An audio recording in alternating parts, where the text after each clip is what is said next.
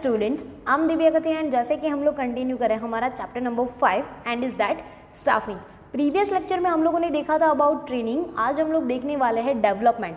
Guys, training क्या था कि थियोरेटिकल और प्रैक्टिकल नॉलेज अगर हम लोग एम्प्लॉय को देते हैं जिसकी वजह से उसका काम और बेटर हो सकता है तो वो क्या हो जाता है, ट्रेनिंग। क्लियर?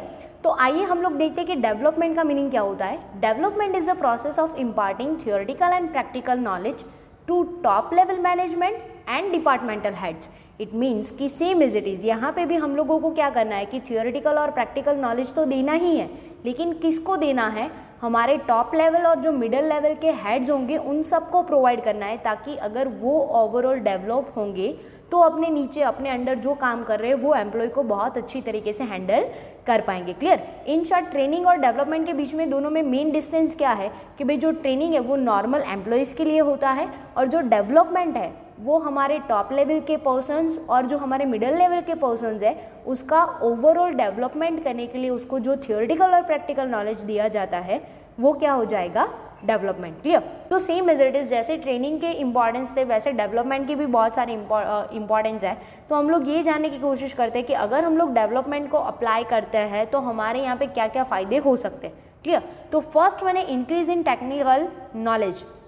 ऑफकोर्स अगर हमें डेवलपमेंट करना है किसी एम्प्लॉय का या फिर किसी पर्सन का, मैनेजरियल पर्सन का, तो पहले तो उसके पास नॉलेज होना बहुत ज़रूरी है, क्योंकि अगर उसको कोई भी डिसीजन लेना है, कोई भी फंक्शन अप्लाई करना है तो उसमें नॉलेज का होना बहुत ज़रूरी है। और ज़्यादातर बिजनेस में कौन सा नॉलेज चाहिए होता है गाइस, टेक्निकल नॉलेज। क्लियर? तो उसमें देखते हैं विच चेंजिंग बिजनेस कंडीशंस, यानी कि जैसे जैसे धीरे धीरे कंडीशंस चेंज होती जा रही है, situation, atmosphere, it's a necessary for the officers of organisation. हमारे ऑर्गेनाइजेशन के जितने भी ऑफिसर्स होंगे उसके लिए ये जानना बहुत ही ज़रूरी है to have a technical knowledge because the functions are related with technical aspects.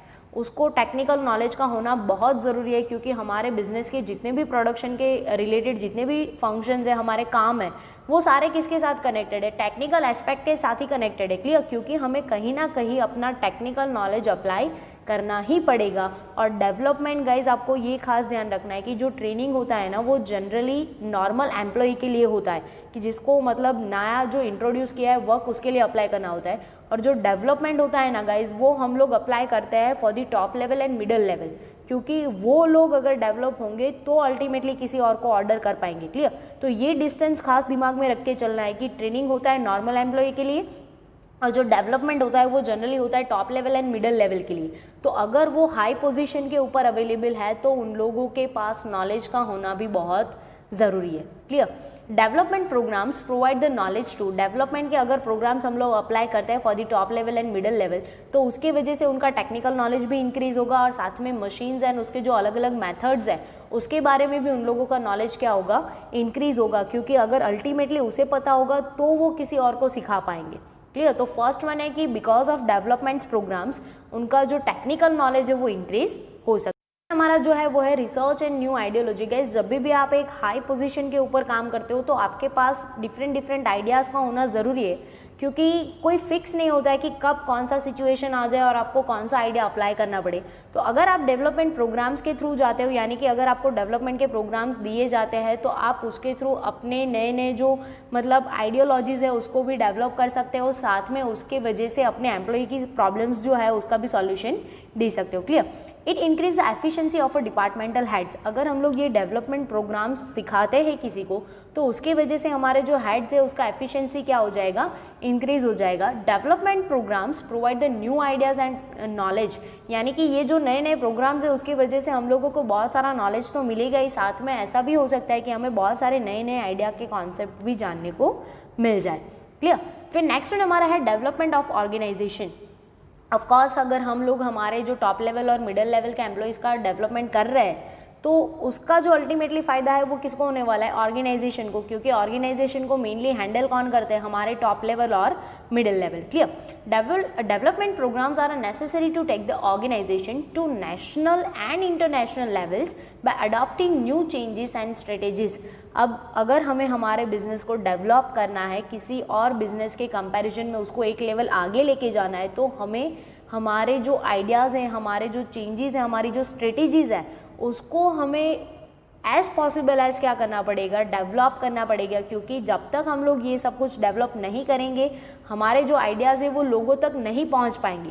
Clear? तो हमें क्या ट्राई करने की कोशिश करनी है कि जैसे जैसे चेंजेस होता है ना हमारे बिजनेस में भी वैसे वैसे चेंजेस होने चाहिए, और वो चेंजेस हमारे जो नेशंस है यानी कि हमारी जो पब्लिक्स है और इंटरनेशनल लेवल पे भी वो प्रेजेंट होना चाहिए। और ये कब पॉसिबल हो सकता है, जब भी आपने डेवलपमेंट प्रोग्राम्स के थ्रू ट्रेनिंग ली है तो। क्लियर? फिर नेक्स्ट वन है optimum uses of resources. It's a most important point for the making profit. अगर आप प्रॉफिट करना चाहते हो तो आपका कॉस्ट कम होना चाहिए, आपका कॉस्ट कम करना चाहते हो तो आपका वेस्टेज कम होना चाहिए, और अगर आप वेस्टेज कम करना चाहते हो तो आपको ऑप्टिमम यूटिलाइजेशन रिसोर्सेज का करना ही पड़ेगा, क्योंकि आप ज़्यादा से ज़्यादा रिसोर्सेज को यूज़ करेंगे तो आपका कॉस्ट डायरेक्टली कट हो जाएगा, और अगर आप कॉस्ट जितना कट करने की कोशिश करोगे डायरेक्टली उसका इम्पैक्ट कहाँ पे होने वाला है, प्रॉफिट के ऊपर। Clear? Development programmes help to take the optimum use of available resources, और ये कैसे पॉसिबल हो सकता है, because of development programmes, and it's reduce the expenses and cost. Clear? फिर नेक्स्ट वन हमारा है solution to problems.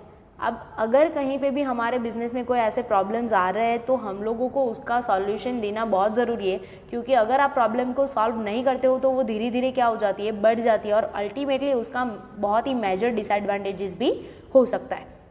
It's a help in a speedy solution and successful solution. Most important कि सिर्फ सॉल्यूशन देना ज़रूरी नहीं है, लेकिन वो सॉल्यूशन भी कैसा होना चाहिए, सक्सेसफुल होना चाहिए। आपने जो सॉल्यूशन दिया है उसका काम भी परफेक्ट होना चाहिए। क्लियर?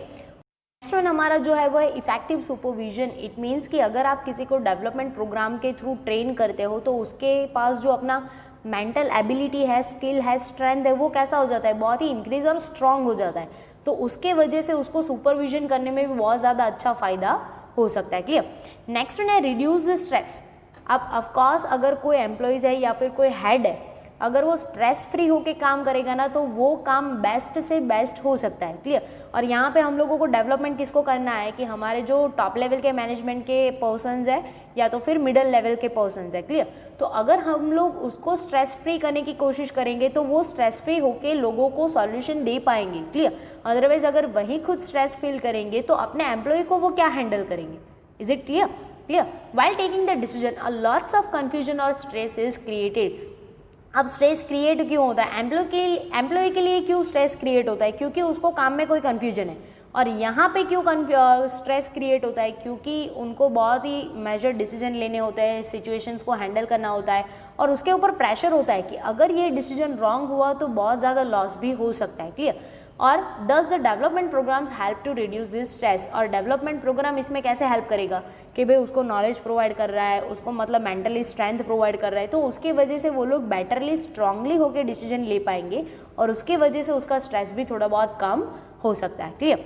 और फिर लास्ट वन हमारा जो इम्पोर्टेंस है वो है development of programmes. It means कि हमारे जो डेवलपमेंट के प्रोग्राम्स है वो हमें फ्यूचर चैलेंजेस के लिए भी हेल्प कर सकते हैं, साथ में जो फ्यूचर हमारा टोटली अनसर्टेन है वो अनसर्टेनिटी को भी थोड़ा बहुत हैंडल करने की हम लोगों को वो मतलब स्ट्रेंथ दे सकता है। इट मीन्स कि चैलेंजेस जो भी आने वाले, कॉम्पिटिशन्स आने वाले, उसमें तो हेल्प होगा ही होगा, साथ में अनसर्टेनिटी को रिड्यूस करने के लिए भी ये थोड़ा बहुत हेल्प कर सकता है। Clear guys? तो ये हो गया हमारा डेवलपमेंट। ट्रेनिंग गाइस दिया जाता है नॉर्मल एम्प्लॉयज़ को, और जो डेवलपमेंट होता है वो ज़्यादातर होता है for the top level and middle level. Clear guys?